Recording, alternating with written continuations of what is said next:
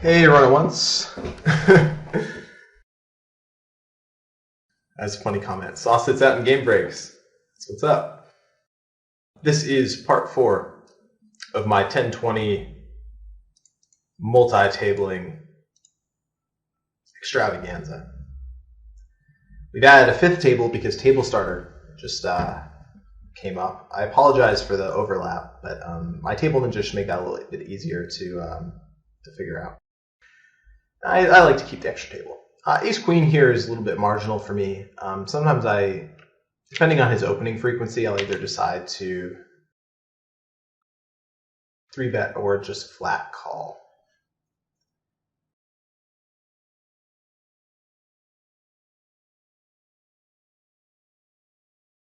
This is an anti-game as well, and I like the anti-games more. They're more fun. So, interesting turn card here with the ace. This is a spot where I just like to bet out most of the time. If you look at the way that flop connects to his range, we shouldn't really think that he has a ton of ace-x hands on the Jack's 10-7 rainbow board. We expect him to have a lot of marginal hands, I think. So it's actually a spot where the ace isn't as scary versus his check-back range as it is against normal check-back ranges. On the river here, I'm just going to go ahead and bet a sort of normal sizing of 72% of the pot. And the idea is that we're going to get value. We're going to get lots of value from pocket queens, pocket kings, jack x, 10x, ace x suited that decided to check back the flop, like an ace 8, ace 9 suited, maybe even ace 6 suited that decided it didn't want to c-bet. And we can definitely represent bluffs. Obviously, we flatted from the big blind, and you know how I play from the big blind. If we get raised, it'll just be a tough spot that we're going to have to deal with. I would probably fold. Let's see what hand he had. Ace 8 suited. That makes sense. Surprised he tanked that long. Seems like a snap call to me. I know he was never folding, given how he's played against me. But I guess he felt that that one was strong. Good read.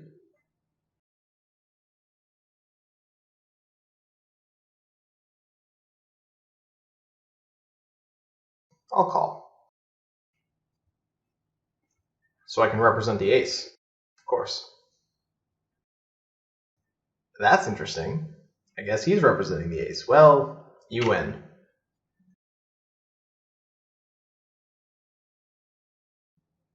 I think this is a strange spot to bet because I don't think that ace-x should be a huge part of his flop c-betting range, and then ace-x should be such a huge part of my calling range. He should expect me to... I would be check calling a lot more as him. Maybe he knows that. Maybe he just thinks that it's a good bluff, so he's just sort of taking advantage of me, but I don't think so. This may break, may have been a short-lived anti-game.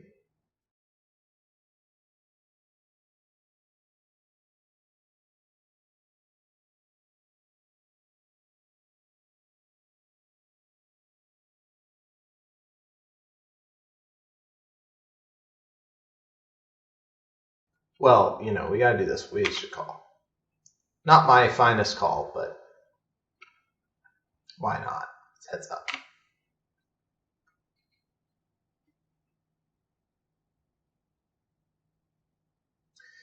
Pretty good board for us, actually. Not the best. Not good board for us. Good board for our hand. Not a great board for our range. I'm definitely gonna start barreling here. I expect to get called by ace-x a lot, but given that I have 8-6, it's not really a concern to get called by ace-x. That's a hand that I have plenty of equity against.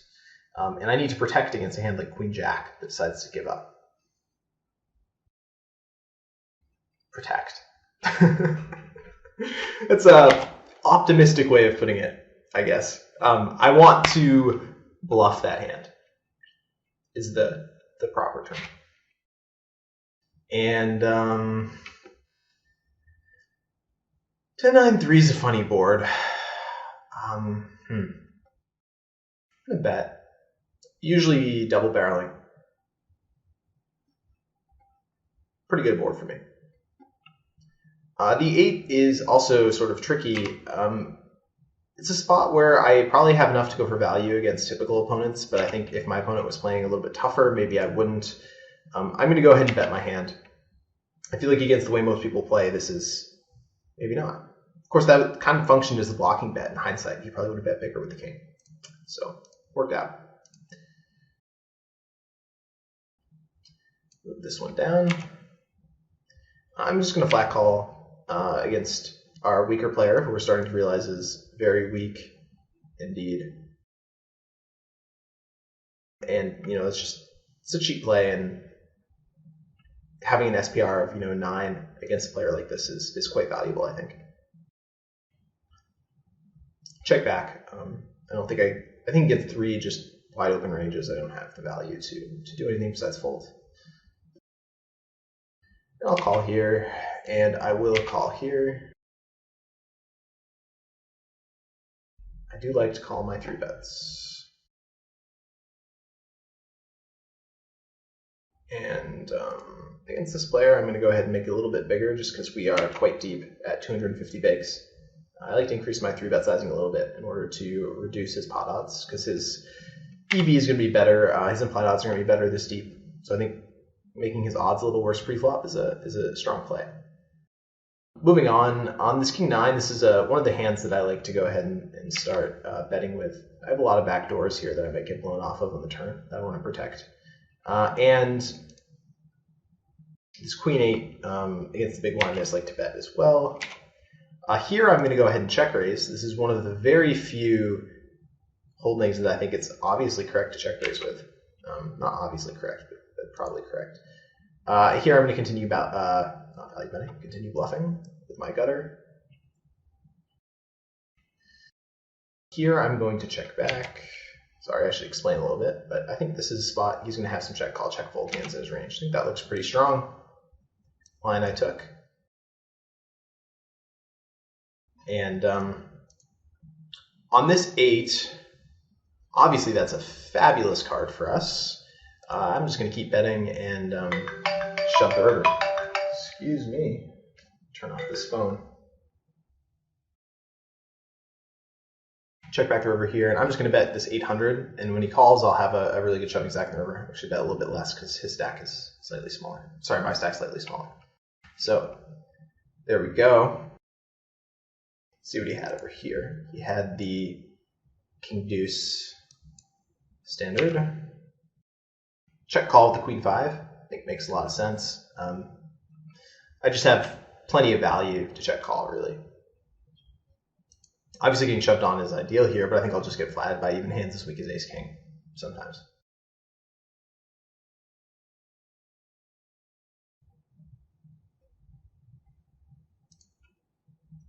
He's going into the tank.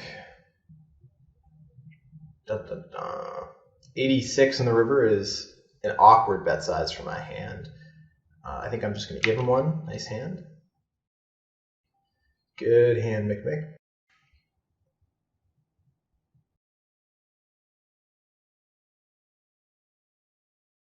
Really confused this guy. Of course, he's already seen me make a massive bluff before. I think maybe he'll just like shove like king 9 or something. That'd be funny.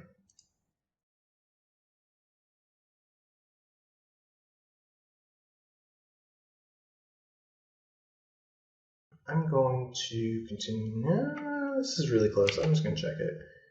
All right. So, I mean, given that he has ace high a lot, this is, I think, a very easy shove, especially given how my image looks in the situation. But I think even regardless of my image, it's a very easy shove.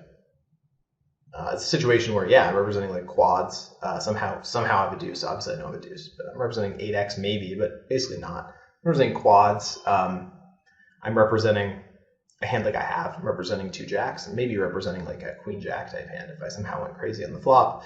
Maybe I have a hand like pocket queens too. So I think that's sort of. I don't think I have very many hands that I want to turn to bluff catchers here. On the bottom, I guess I ran out of time. I was doing that anyway. On the bottom here, he bets this turn, and I think call is extremely standard. And this queen of hearts, I'll be turning my hand into a bluff for sure. That's a very good bluffing card for me.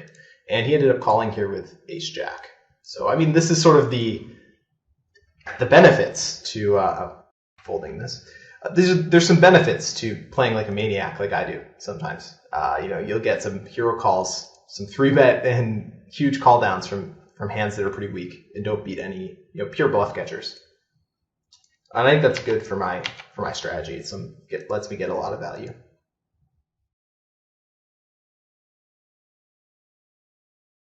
Jack 10 is a hand that I like to start betting. I'll have plenty of check calling hands in a board like this. I don't think I need to add a hand as strong as Jack 10 into that range.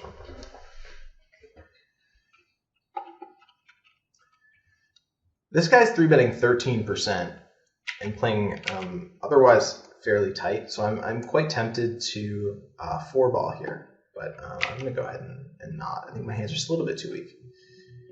With this Jack 9 suited, I think I need to start getting value. Again, I think that my Jack is going to be good. Obviously, it's pretty good on that card.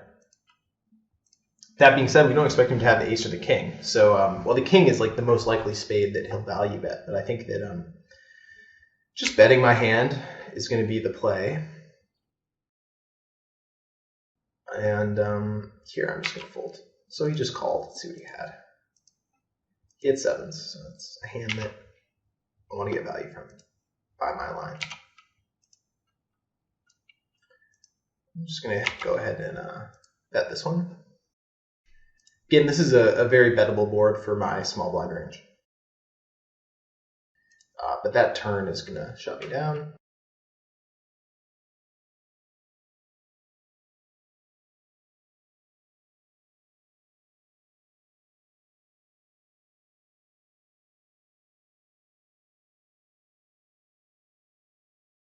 Take Chip's a player who I'll check raise some of the turn. I think he's prone to protection betting. This 10-9 hand is one of the hands that's a check raise for me on this board. Especially deep. It's going to turn quite a lot of backdoor straight draws, and it doesn't have the values to call.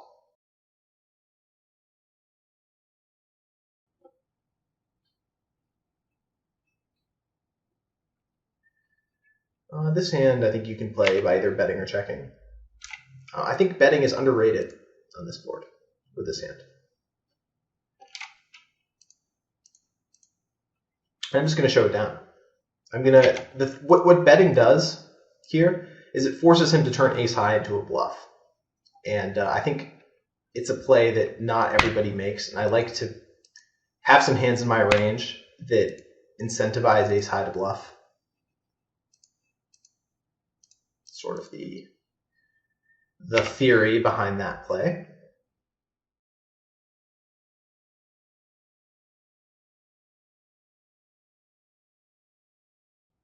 This is fun. I'm glad we get a little heads up in here.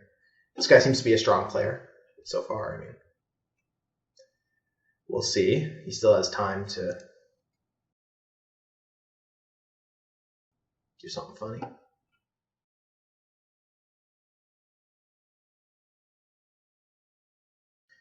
Funny spot with the backdoor flush draw. I'm not sure how much it matters, but I'm going to go ahead and bet once for value here.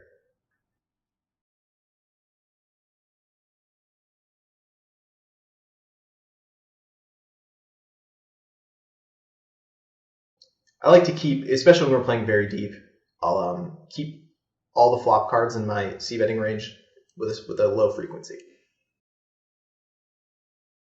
It's something that you want to do to prevent a guy from, say, overbetting huge on queen turns. It's ace-8 with the double backdoor blockers. I'm going to go ahead and start betting. Check snap for him, and this is not a turn that I think I can continue on. It's actually not a terrible turn because I have the ace of clubs, and that blocks some of his sort of double check call hands. It makes some sense, but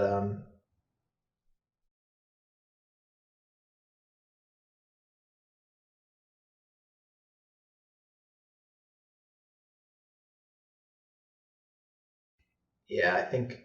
Yeah, I mean the problem here too. It's funny that he tanks so long.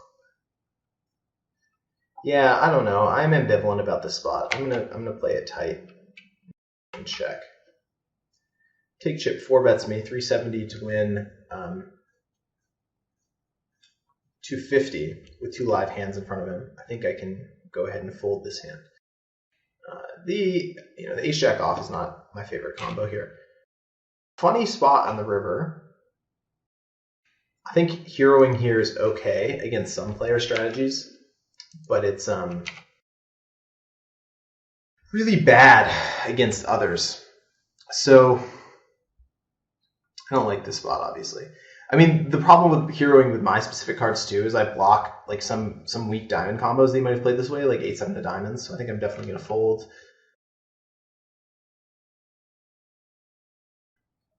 I think it's a pretty easy fold, but it's a lot of value to be folding, so it feels a little sketchy.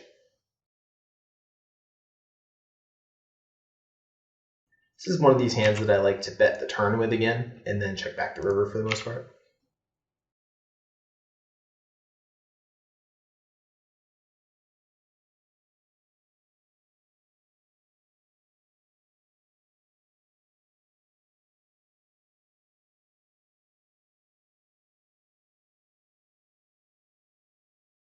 I'm going to play this table, even though it is ante, so it's tempting to play, but I'm just going to stick with these.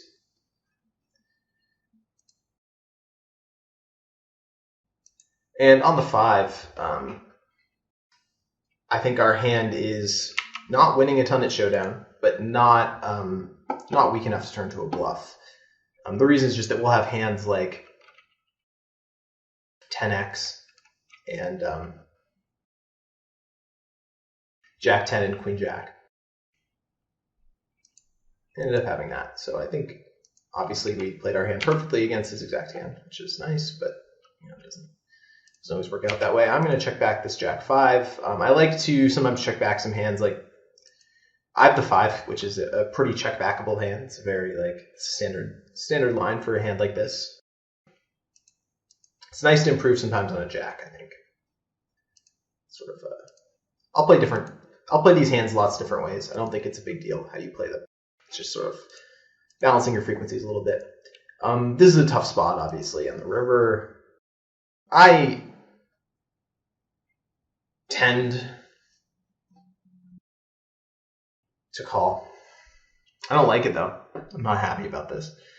I don't think 6x is value betting, so that leaves 10x and 9x, which might value bet the turn. This is just a bluff catch. It's not, it's like very, very meh.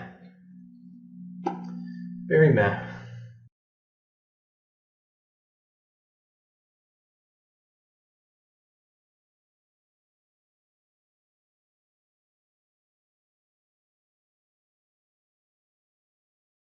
Showing down.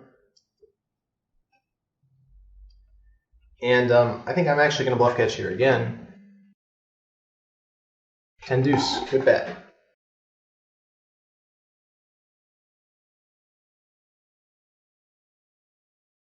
He had a little hiccup in his timing there. He was like, should I bet my 10 deuce? I'm going to do it. This guy's never folding anything.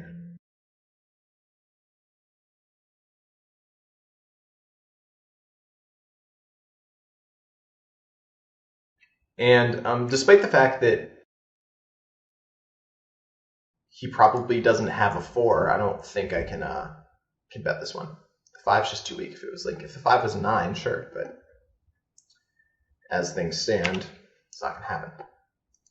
The 6 is kind of interesting. The 6 blocking the 10 is interesting too, because a lot of his like sort of thin river value bets are going to be 10x. So I think this is a hand that we want to go ahead and bet, call, or raise with, as opposed to check raise.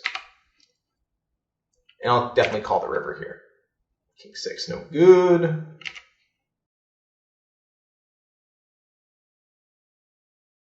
Because, yeah, I mean, blocking the 10. He's not going to be value betting 5x or 4x here, so I think it's just sort of a spot. All right, we'll 3-bet for value.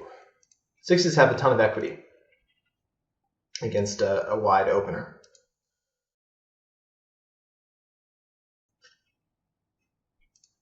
especially when he wasn't 4-bet me yet. This is a spot where really deep. I think having multiple bet sizes is a pretty good play. This is a spot I'm going to start out with a small overbet in the flop and proceed as I see fit. The 9 is sort of interesting, but I don't think the 9 is a card. I could slow down on the 9. I think that would be okay. But I think my hand's just a little bit too nutty to do that on. So I'll just continue to make my overbet. I don't love that turn bet, but I think it's definitely scary in his shoes to defend against. So I think it's fine. I'd love to have a diamond in my hand, obviously, because there's going to be a lot of like pair plus diamond hands in his turn calling range, and I'm not triple barreling that often. So it's a little bit sketchy on the turn, I think, but I think fine. As things stand here, this is close. I'm going to go ahead and float, I think, but it's quite close.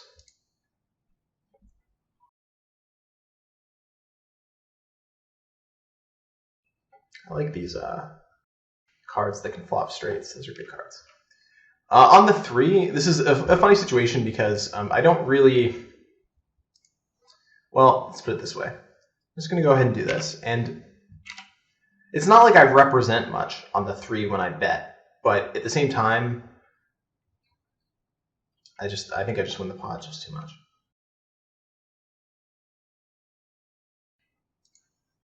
And on this deuce, I believe I have to fold the river against my better judgment. But 7s and 5s are going to be callable probably, and can fold the deuce comfortably enough.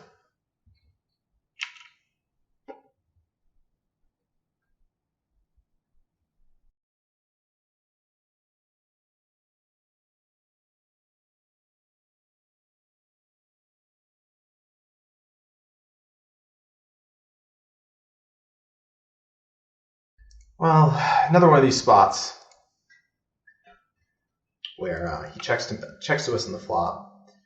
I think you can play these a lot of different ways. I'll mix it up between betting flop and betting turn and river and doing different things. I like to have different sorts of values. I'll check back this. Obviously, we need to distribute our aces so that we have an ace on multiple different lines. So that's why I just think mixing it up is the name of the game. Definitely a good bluff on the turn here, I would expect. Unfortunately, I think he'll have a lot of spades in the river, given how he's been playing. But I still think I need to go ahead and bluff because, well, this is actually, I could check back, but I really need to bluff, I think. On the river here, this is pretty interesting. I shouldn't expect him to have a ton of aces. I think the bet size here, I think pot is a strong bet size. I think going over pot, if I was bluffing, I would be running into too many aces. So I want to be a little bit careful about overbetting, even though I have an overbetting hand. I have a very strong hand.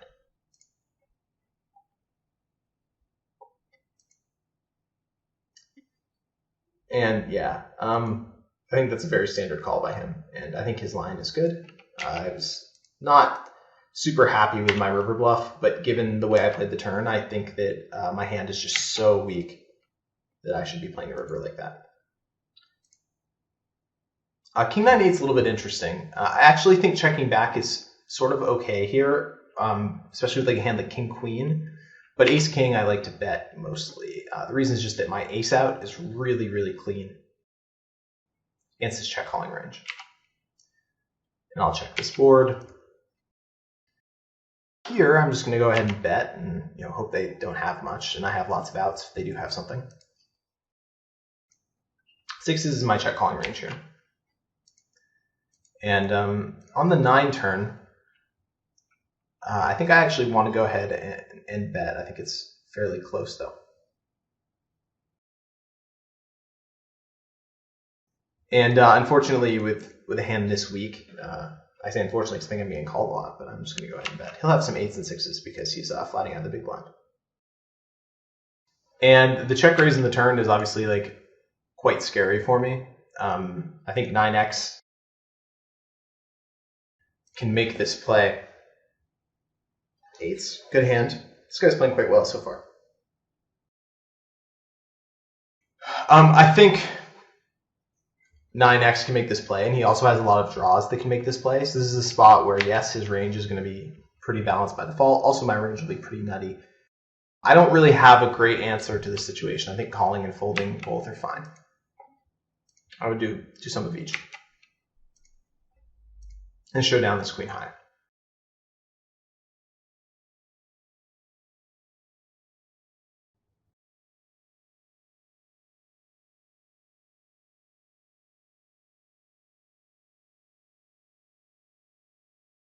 I think checking turn is obviously fine here too, but calling a raise in the big blind versus under the gun, he shouldn't have a ton of 9x hands. Like, he'll have a lot of 9x hands, I think.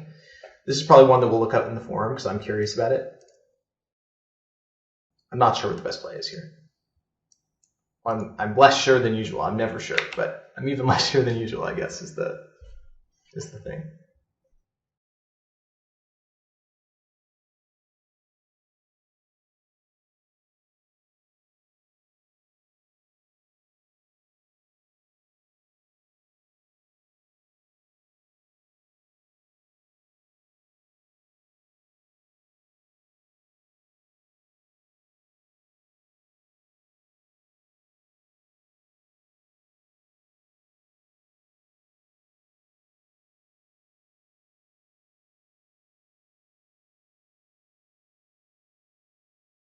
So he's 4-bet me.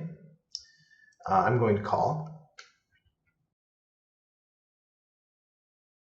Check call flop is going to be the line, and hate life.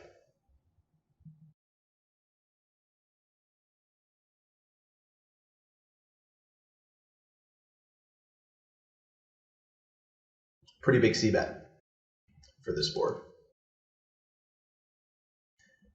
It actually looks fairly polarized to me based on how people play, which obviously isn't good for my hand, but my values are just too strong to fold.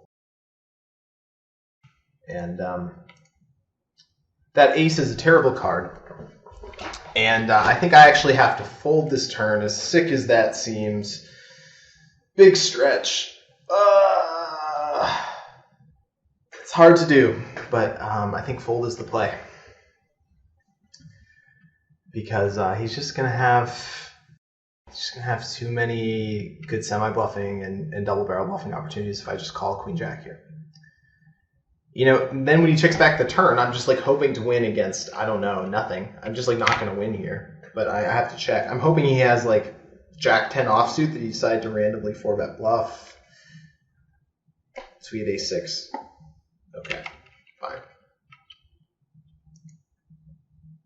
I think he should have bet the turn. Like, given his large c-betting size on the flop, I can't just float a ton of like ace-x combos. He's really just scared of ace-jack, and he can check back the river against ace-jack if he wants. So I don't think he needs to be too scared of a better hand. So I think that was a little bit too tight. And, you know, honestly, like, the ace is a betting card for him. It's not a card that you need to develop a large bluff catching range on. Like, what are you doing for your range there? I don't think you're doing very much. It's by no means a bad play, by the way. I'm just saying I like to play that situation a little bit more aggressively as a default. I think it's a good situation to be aggressive in. He played his hand fine.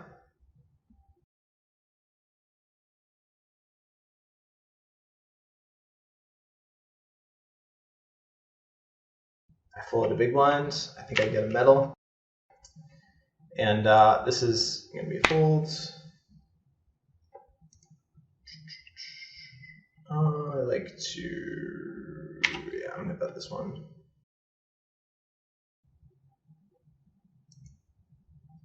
It's 52% in the big. I don't think that I can continue.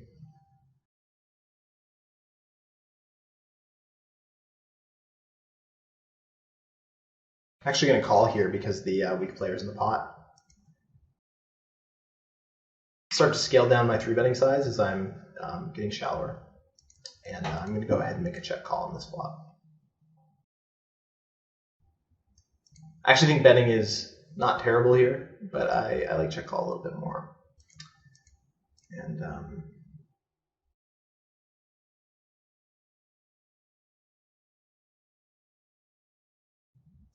just going to try to take this down here. I think that these players sort of gave up too easily on that flop.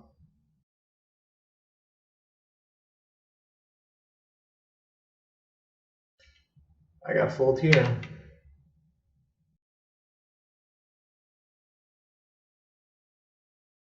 And I'm going to, let's see what his opening frequency is here. I mean, yeah, this guy is not super aggressive, but I think getting it heads up is just so important that I'm going to go ahead and 3-bet him here. It's just really, really key to let him make a mistake heads up versus me, and I'm in that position a lot of the time.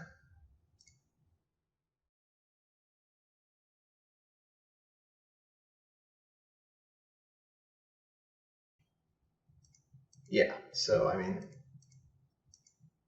stuff like that can happen.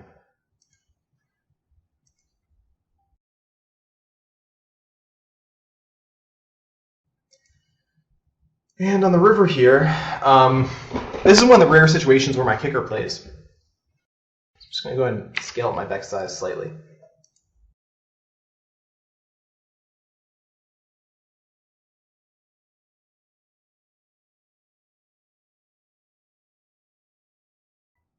And this deep, I'm going to go ahead and 3-bet here for sort of range balancing purposes, board coverage, etc., fold equity, all that good stuff.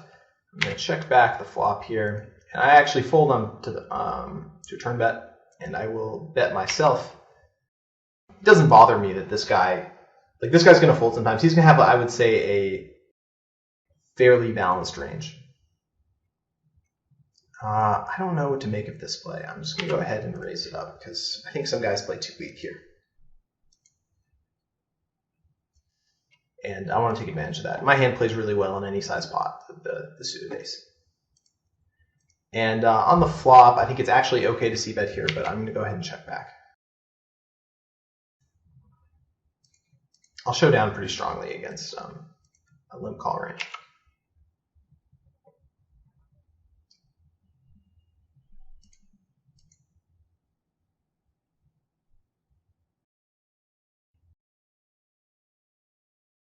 Interesting spot here. The question is not interesting spot because obviously we're betting, but the interesting because how to set the bet size. I don't know how big we should go. He's probably fairly capped here, so I'm just going to go ahead and make a pot size bet, just a little bit. I'm going to call here, pot odds, etc., and I'm going to go ahead and 4-bet here.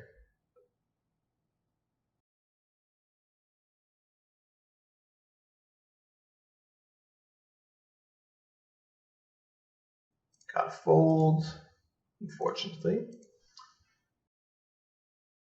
Funny place to check back here. I mean, it's a spot where my guess is he wasn't like, oh, I'm going to have the balanced range on the 9 turn. So in some ways, it's a good spot to make aggressive play. But on the other hand, he's probably just going to have ace-king a lot, and he's probably not going to fold. So I'm going to not bluff. Also, my hand is just terrible. Great river for me. I'm definitely going to value bet. I said bluff, but I meant value bet. I can represent a lot of 10s, and I can also have a lot of hands that kind of can fit in my check calling range. So I think this is definitely strong play.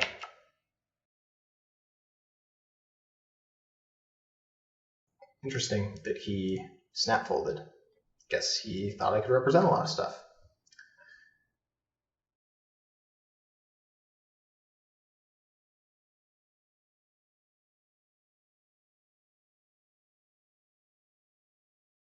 And interesting spot here. I think I can check call. His range is so wide. On 7-7-5, I'm going to go ahead and check the flop. The reason being that I just don't think that betting doesn't accomplish that much on the board here. It's going to hit him pretty well. On the turn here, I think I'm just going to go ahead and check fold again. Sure, if I bet, I preempt his semi-bluffs, which is sort of valuable, but I don't think it's quite worth it against what I think his strategy is so far, which I have a vague idea about, not a strong idea. I actually think check raise is pretty reasonable on this river, but I'm actually not gonna make that play yet.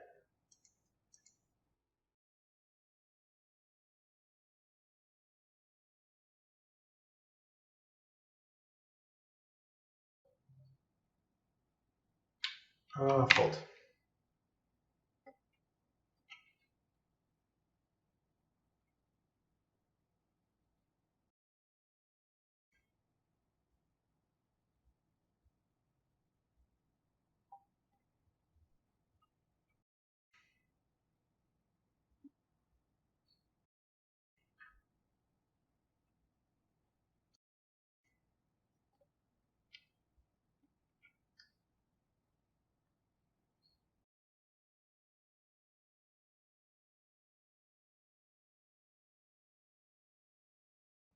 Gotten in a lot of hands so far. I've gotten in 701 hands, and I think built up some reads against these guys, although not as many as I would like, obviously. The river king 6 is sort of interesting. I'm torn on this spot. Against some guys, it's right to bet. Against some, it's right to check call. It just depends. I think that was if he's betting a 7 for me, there's really not much reason for me to bet. So I think that works out fine. I'm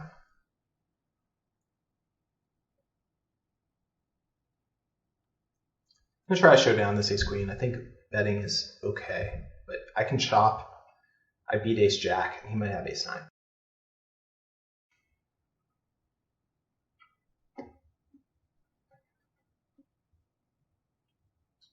What do you have?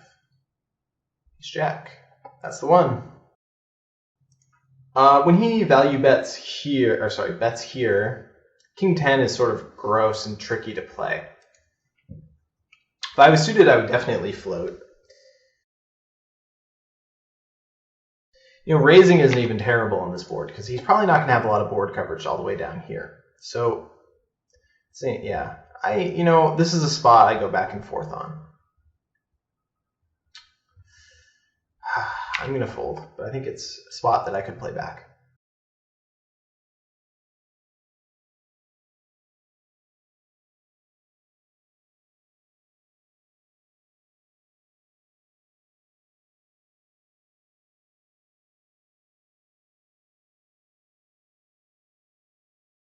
Turning the gutters, obviously, comforting. Makes my turn check call better. I expect to be making quite a bit of EV here. River's going to be tough. Most of my value just comes from him checking back, and when he bets, I'm not going to be doing well. That's just sort of something that we have to accept. And ace 9, I think, is a very easy call. Obviously, ace 8 improves to 2-pair, and I'm going to have some backdoor diamonds. So I don't think if he bets big, I'm definitely folding. If he bets smaller, I'm just going to have to make a decision. That's sort of a bet size that I don't really want to see. I think that something to keep in mind here is how relevant my 5 blocker is. I think it's not probably that relevant. I guess it blocks a couple of his value betting hands, like 5 deuce. And yeah, I don't know. I think this is just a spot where it just doesn't matter a whole lot. I'm gonna go ahead and call. But yeah, that's not an ideal situation for me.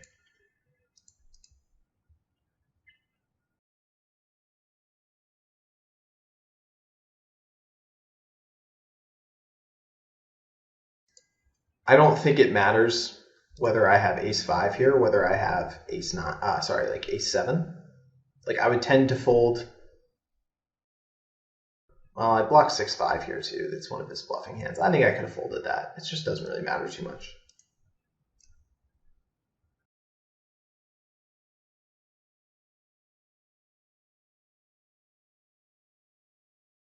Given that he was value betting all the way down to ace-jack suited, I would fold next time, given what I now know about his range. But at the time, I think it's just like a not great hero call, but it's fine. I'm just going to start out with a small bet here and try to take it down.